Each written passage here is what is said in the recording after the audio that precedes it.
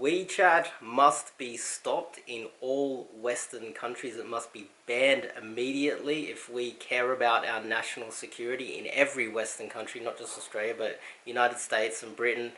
I've also got a lot to cover on the subversion of Australia right now. I've got so many things that I need to talk to you guys about.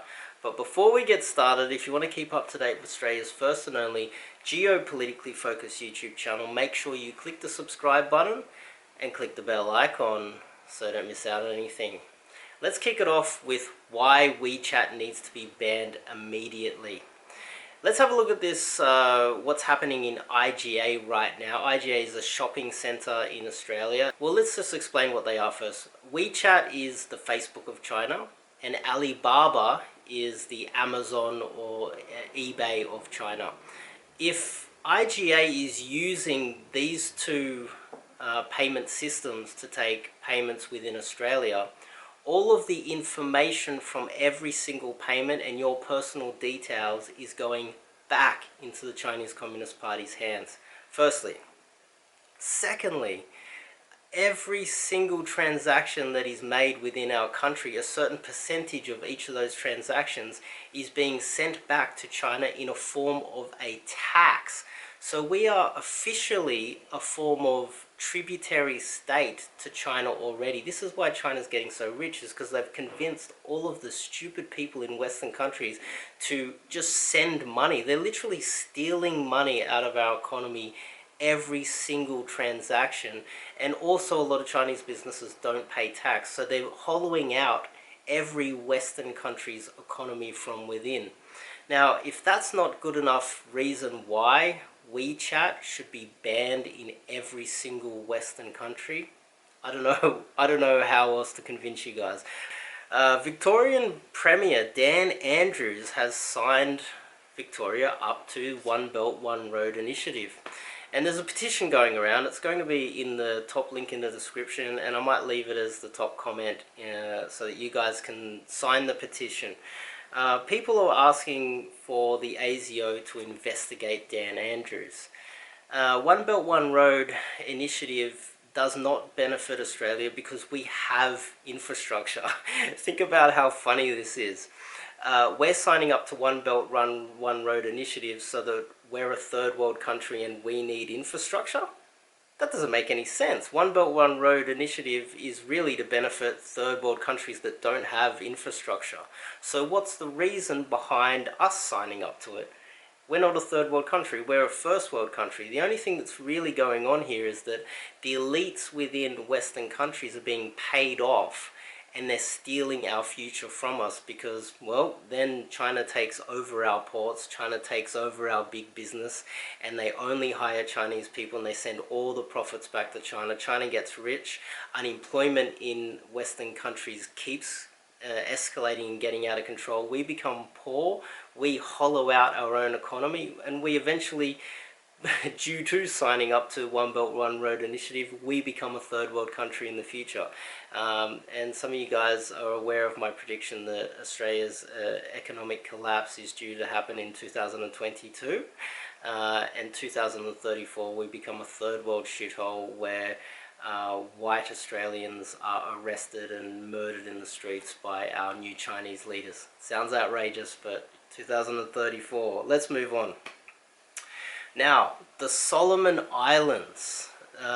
China is trying to lease an island in the Pacific Islands. They've been trying to do that. They tried that with Fiji, Vanuatu.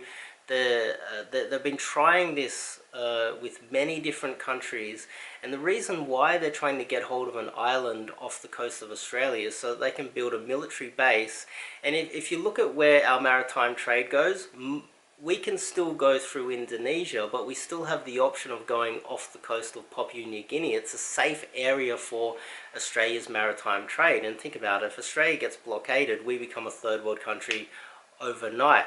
So the ideal strategic situation, the positioning of having a military base or naval base off the coast of Australia in the South Pacific Islands, Australia would effectively become a slave to China. We would have to do anything they said to us, and also whatever they dictated to us.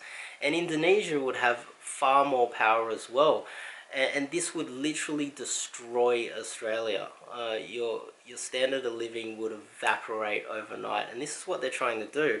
The Solomon Islands came out and said that they veto the lease. Let's just check out the video. At the center of it all is the small island of Tulagi, an island with only about 1,200 inhabitants. It has now been leased to a Chinese company as part of a, quote, strategic cooperation agreement. The company intends to develop a refinery on the island, but its potential use as a military base has experts worried. China will do to the Pacific what they have already done to the South China Sea. If you look at this map, this is Tulagi. If China gets a military presence here, that is significant. Firstly, there is a strategic significance. We have Australia right down here. The strait between Australia and Papua New Guinea is a major shipping route. But there are also a military significance to this. Tulagi was once the capital of the British protectorate of the Solomon Islands. It was taken by the Japanese during the Second World War. It was re-won by the Americans during the famous Battle of Guadalcanal. So these islands have always had a link to the West for the last 60 years. And this is what it really comes down to. Beijing is challenging Washington's status in the Pacific Ocean. Now, Washington already have military installations in strategic waters belonging to other countries in this area, and now it seems Beijing is doing the same. It shows you the strategy that China is an evil dictatorship and they're trying to take our freedom. If you speak to any Chinese person and you tell them, oh, look, it would be bad for you to come and kill us and take our freedom and steal all of our mines and steal out of all, or, you know, just ruin our lives down here, the vast majority of Chinese will say, no, well, you guys did it to us. We went through the 100 years of humiliation. We're officially in a war, people. This is not a joke. You've only got a few more years to suffer through this before this country collapses and your children live in poverty. It's not really a joke. This is seriously happening and the Australian people are still asleep, which is amazing. This video should be getting like 1 million or 20 million views, but I'll be lucky to get a couple thousand because most Australians are so stupid. They're just so naive to what's going on. I've only got a couple thousand of you guys out there that truly understand what's really going on. Now let's move on to the Australian National University. The ANU was hacked. Ah, this is awful.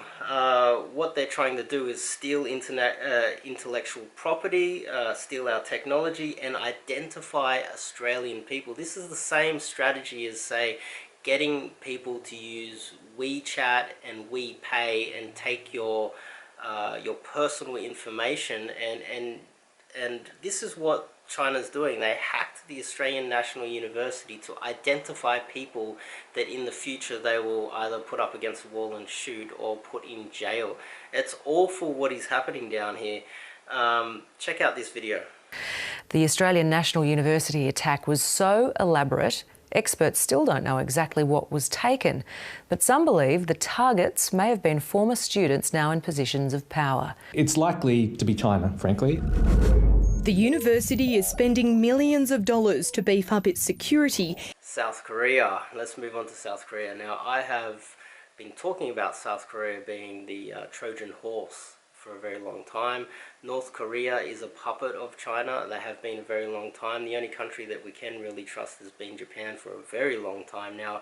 And when I met up with John Mearsheimer, a lot of you guys watched that video where I explained how I had a good conversation for about half an hour or longer with John Mearsheimer, and I asked him this one specific question, amongst others of course: how long until South Korea kicks the Americans out for good? And a few other Aussies in the room chuckled at this, and John Mearsheimer said, no, of course not, we're not getting kicked out. Well, we've now got some evidence that I was possibly right, and I'll let you guys make your own decision as to this. There was a poll, and the poll was, if North Korea and Japan went to war, who would the South Korean people want to side with? Whose side would they be on? And I guess John Mearsheimer and most Americans would probably just assume that they would be on Japan's side, right? Wrong. If you look at this poll, South Koreans would support North Korea against Japan. And that's a big sign for you guys out there. And I've been hinting this for a very long time. Part of the reason why I went to the Apple store as well is I want people to buy Apple phones. I don't want them to buy Samsung or Huawei. It's very clear to me that South Korea is effectively on China's team, and most of us are naive to that. The only real ally that Australia has in Asia is Japan. China's commandos. Now this is another scary thing, is that China now has the world's largest amount of commandos. They're the most lethal, and they are also the best funded special forces in the world. This is a very scary thought for most people out there, is that we used to just think that China was this backward military and backward economy, but no, they're now the biggest economy in the world. They have the most billionaires in the world. They have the most lethal navy in the world. They've got the best special forces in the world. They've infiltrated the United Nations. There is literally nowhere to hide, and they're on the expanse. This is very serious what China is doing. We're in a lot of trouble. Now let's come back to Australia. Gladys Liu. Gladys Liu was exposed as being part of the Chinese Communist Party. She's an Australian politician that's supposed to have our best interests at heart. But she has not resigned. She's been exposed, but she has not resigned. I've seen politicians resign for not even 1% of the drama that she has caused. And in my opinion, this is an example of a future dictatorship, a future Chinese dictatorship that does not care about what the Australian people think. Think about it this way. You have been exposed as having direct links and being a part of an enemy government's part of the Chinese Communist Party. And you don't resign. And the elites within Australia allow you to stay in your position. That's really scary. I just cannot imagine that happening anywhere else in the world. If someone was... she's linked to the Chinese Communist Party, yet she's still in power. I'm speechless. I don't know what to say about that. We literally have an enemy within our state. And that feeds into my projections of a future authoritarian government, and the average Australian person being locked up by enemy police, gated communities, locked up or even just genocides in Australia by an authoritarian government. That's where we're heading, people. If someone with links, let's just move on. I just don't have the words for it. Peter Dutton. Peter Dutton has vowed to call out China. Now, a lot of Australians like this. They like to hear that an Australian politician is standing up to China. The problem is the rhetoric and what you actually do, they're not matching. I'm not seeing any politicians do anything. If anything, the last politician that actually said anything was that Andrew Hastie guy.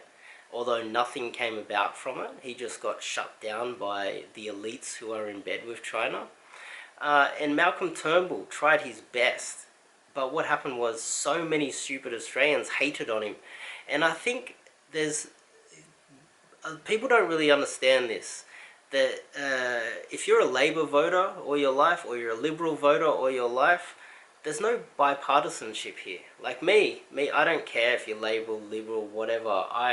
The biggest threat is China and the subversion that's happening here. I don't care. I'll vote for any party that is vowing to protect me, but none of them are.